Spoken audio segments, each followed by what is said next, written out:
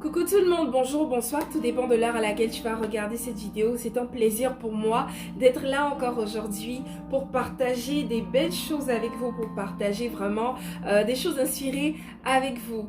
Donc restez concentrés et puis on se retrouve pour la suite.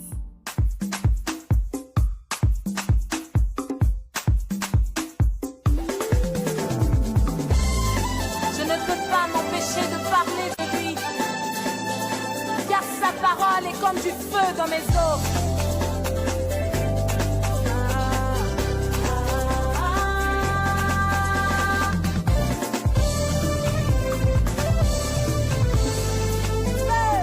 Nous revoilà et comme vous avez pu le voir dans le titre de la vidéo, le titre de la vidéo, c'est « Toute chose arrive pour une raison ». Donc, en vérité, toute chose arrive pour une raison. Rien n'arrive au hasard dans la vie d'un enfant de Dieu. D'accord? Aujourd'hui, je décide de parler de ça. Pourquoi? Parce qu'il y a beaucoup de personnes qui ont eu un passé, donc avant de donner leur vie à Christ. Mais une fois qu'elles donnent leur vie à Christ, c'est comme si elles ont honte de leur passé, en fait. Et elles se cachent. Pourquoi elles?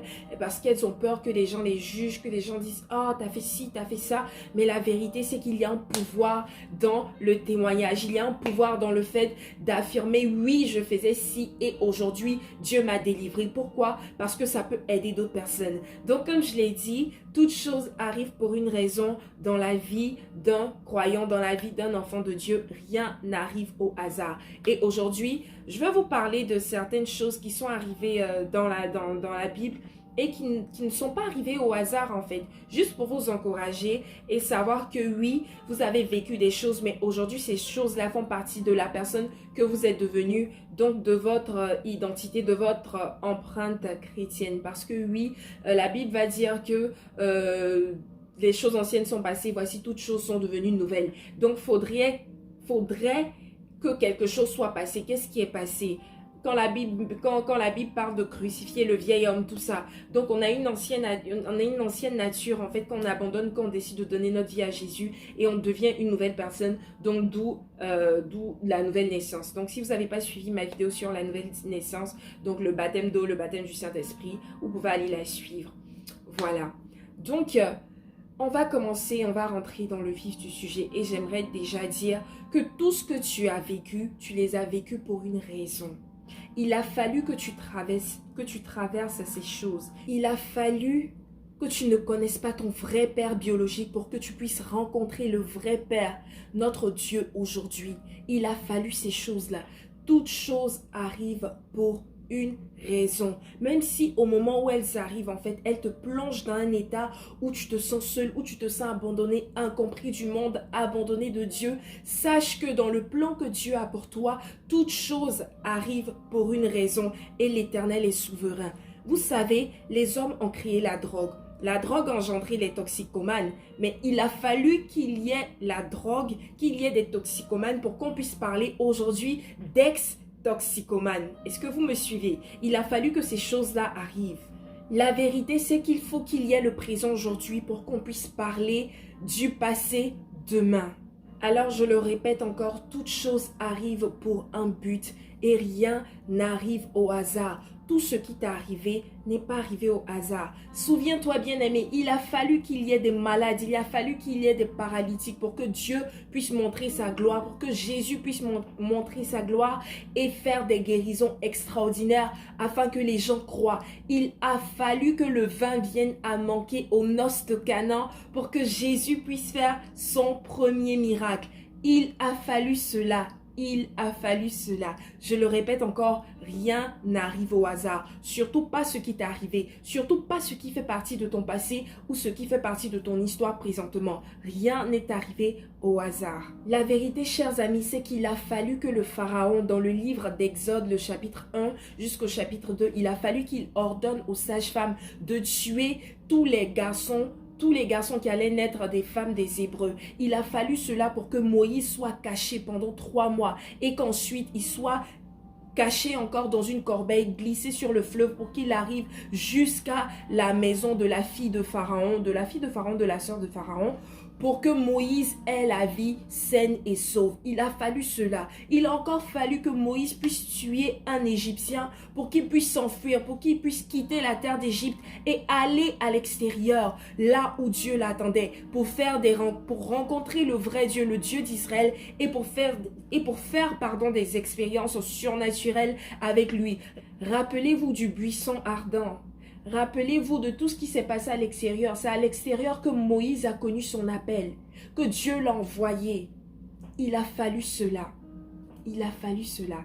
Il a fallu qu'une guerre éclate entre les deux épouses de Jacob, donc Rachel et Léa. Il a fallu qu'une guerre éclate. Quand j'ai dit une guerre éclate, parce que si vous lisez Genèse, le chapitre 29, en fait, ce qui s'est passé, c'est que Jacob a été trompé, donc effectivement il a marié Léa et Rachel c'était celle qu'il aimait depuis le début. Donc ce qui s'est passé, c'est que à chaque fois une avait un enfant, l'autre n'avait pas, et l'autre se plaignait: Éternel, souviens-toi de moi. L'Éternel lui accordait un enfant, patati patata. Donc c'était comme une guerre là: Seigneur, souviens-toi de moi, donne-moi un enfant entre les deux femmes. Il a fallu qu'il y ait cette guerre là en fait pour qu'on puisse arriver au 11e enfant de Jacob, qui est Joseph, et qui est né de sa bien-aimée Rachel, de celle qu'il aimait. Il a fallu qu'il y ait cette guerre-là, en fait, pour que tous les enfants viennent d'abord, pour que enfin l'Éternel puisse accorder la prière, accorder ce vœu-là,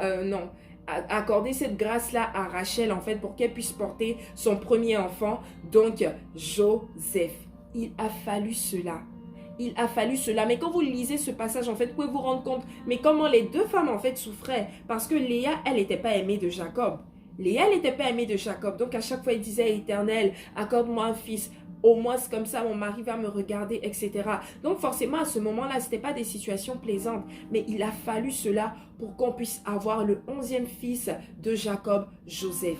Il a encore fallu que Joseph, soit vendu par ses frères pour qu'il puisse arriver en Égypte et préparer la terre pour délivrer son peuple et son père de la famine qui allait venir des temps après.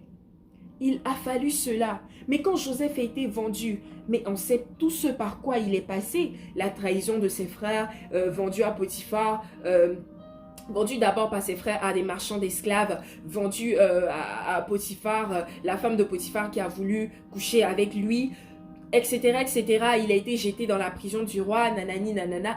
Il a fallu tout ça. Mais vous pensez qu'à ce moment-là, Joseph était dans une partie de plaisir? Non. Mais il a fallu que ces choses arrivent pour qu'il puisse aller en Égypte et pour qu'il puisse rentrer dans une autre dimension de ce à quoi Dieu l'appelait, accomplir pleinement son ministère, donner des solutions pour l'Égypte, jusqu'à ce qu'il soit nommé à cette haute position qu'il a occupée. Mais tout ça, c'était dans le but de donner du repos à Jacob lorsque la famine allait arriver.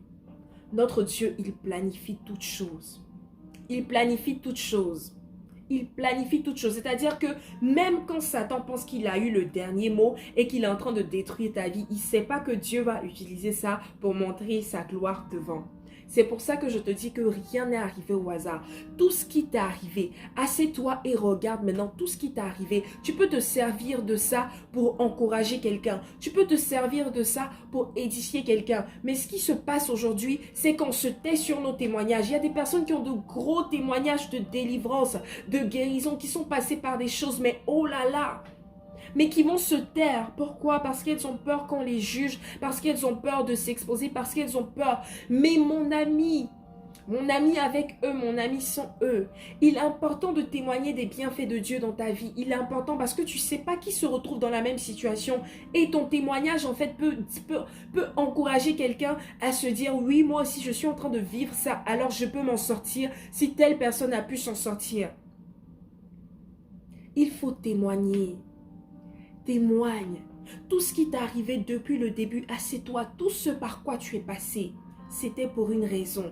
Et si tu n'as pas encore vu pourquoi c'est arrivé, je prie que Dieu puisse t'ouvrir les yeux pour que tu puisses voir pourquoi c'est arrivé. Je prie vraiment pour cela. On peut citer plein d'exemples comme ça. On peut citer plein d'exemples comme ça. Mes chers amis, même dans le cadre de Jésus, Il a fallu que Jésus s'en aille pour que le Saint-Esprit, le Consolateur, puisse venir. Il a fallu cela. Il a fallu cela. Il a fallu cela, cher ami. Donc j'ai raconté tout cela jusqu'à présent. Je pouvais donner plein d'autres exemples dans la Bible. Il y a eu plein de choses qui se sont passées, mais que Dieu a utilisées pour montrer sa gloire. Même quand on prend la traversée du peuple d'Israël. Comment Dieu a endurci le cœur de Pharaon. Lisez votre Bible. Comment Dieu a endurci le cœur de Pharaon. Comment il a endurci son cœur avant qu'il ne laisse partir le peuple d'Israël. Mais tout ça, c'était pour un but. Mais pendant que Dieu endurcissait le cœur de Pharaon, mais il augmentait la tâche de travail des Israélites. Donc, ce n'était pas une partie de plaisir. Au contraire, ce n'était pas une partie de plaisir. Mais il a fallu cela pour que Dieu puisse montrer sa gloire. Quand il a refermé, quand non seulement l'Égypte a connu toutes ces 10 plaies-là, tous ces 10 fléaux, et quand Dieu a renfermé, en fait, a renversé l'eau, parce que, souvenez-vous, Dieu a ouvert la mer pour que le peuple d'Israël puisse passer à sec. Mais il a permis que Pharaon et son armée puissent s'avancer. Et quand ils ont dit non, non, non, on ne peut pas lutter, vraiment le Dieu d'Israël là, Dieu est avec eux, ils voulaient se retourner, Dieu a renversé la mer, ils se sont noyés. Et cette histoire-là, quand vous lisez la Bible un peu plus loin, d'autres peuples ont dit, ah, on se souvient de ce que leur Dieu a fait au peuple, à Pharaon, pardon, et à son armée. Il a fallu cela pour que Dieu puisse montrer sa gloire. Il a fallu cela. Donc, cher ami, tu t'es retrouvé dans des situations, vraiment dans des choses terribles. Tu as eu un passé terrible et aujourd'hui, Dieu t'a fait la grâce, tu es passé à la lumière. Donc, tu es passé des ténèbres à la lumière. Mais souviens-toi, tout ce que tu as vécu aujourd'hui, là, ça peut servir à quelqu'un. Ça peut servir à quelqu'un. Tu n'es pas passé par cela en vain. Tu n'es pas passé par cela en vain parce qu'aujourd'hui, Dieu t'a permis de sortir de ça. Ça fait partie de ton histoire, ça fait partie de ton témoignage. Aujourd'hui, quand tu vas parler, tu vas dire oui, moi avant j'étais comme ci, aujourd'hui je suis comme ça. Mais tout cela va servir à rendre gloire à qui? À Dieu. Cher ami, cela va servir à rendre gloire à Dieu. Rien n'arrive au hasard dans la vie d'un enfant de Dieu. Rien n'arrive au hasard dans la vie d'un enfant de Dieu. Alors moi, je veux vraiment t'inviter. Tout ce qui t'est arrivé, assieds-toi et regarde aujourd'hui. Si tu ne peux pas te servir de ça, quand Dieu t'a retiré de cette boue, regarde aujourd'hui si tu ne peux pas te servir de ça pour encourager quelqu'un, pour dire à quelqu'un, oui, aujourd'hui tu passes par ça, mais c'est possible de t'en sortir. C'est possible de t'en sortir. C'est possible de t'en sortir. Alors ne ferme plus la bouche. 2022, tout ce que Dieu fait pour toi, il faut rendre témoignage. Il faut rendre témoignage. Et je prie vraiment que tu puisses reconnaître la main de Dieu dans tout ce qui t'arrive. Afin que plus tard tu puisses comprendre que rien de tout ce qui t'est arrivé n'est arrivé au hasard. Rien n'arrive au hasard dans le plan que Dieu trace pour chacun de nous. Et n'oubliez pas, il a dit à Jérémie, avant que tu ne naisses, je te connaissais. J'avais des projets de bonheur pour toi. Des projets de bonheur et non de malheur. Je t'avais déjà appelé prophète des nations. Donc avant qu'on ne naisse là, il y a beaucoup de projets que Dieu a pour nous. Il y a beaucoup de choses que Dieu sait sur nos vies, etc. etc. Fait que, cher ami, tout ce par quoi tu es passé, tout ce par quoi tu es passé, même cette grossesse que tu as eue, cet avortement que tu as subi, aujourd'hui tu as donné ta vie à Christ, tu peux encourager certaines sœurs pour ne pas qu'elles puissent passer par ce par quoi tu es passé.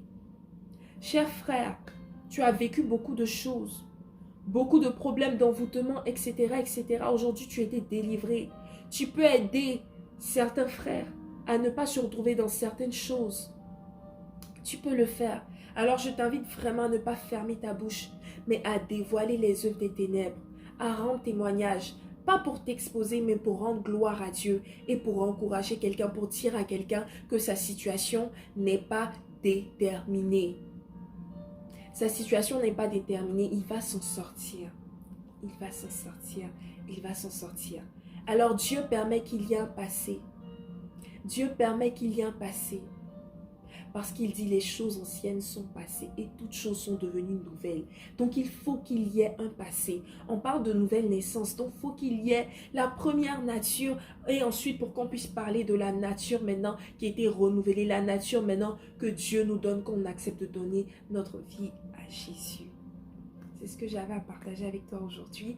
J'espère que ça t'a béni. Si ça t'a béni, partage, fais du bien à quelqu'un et rends témoignage. Ne te tais pas parce que tout ce qui t'est arrivé est arrivé pour une raison. Et comme je l'ai dit, si tu ne sais pas encore pourquoi c'est arrivé, je prie que Dieu puisse te révéler et certainement que plus tard, tu vas comprendre pourquoi cela t'est arrivé.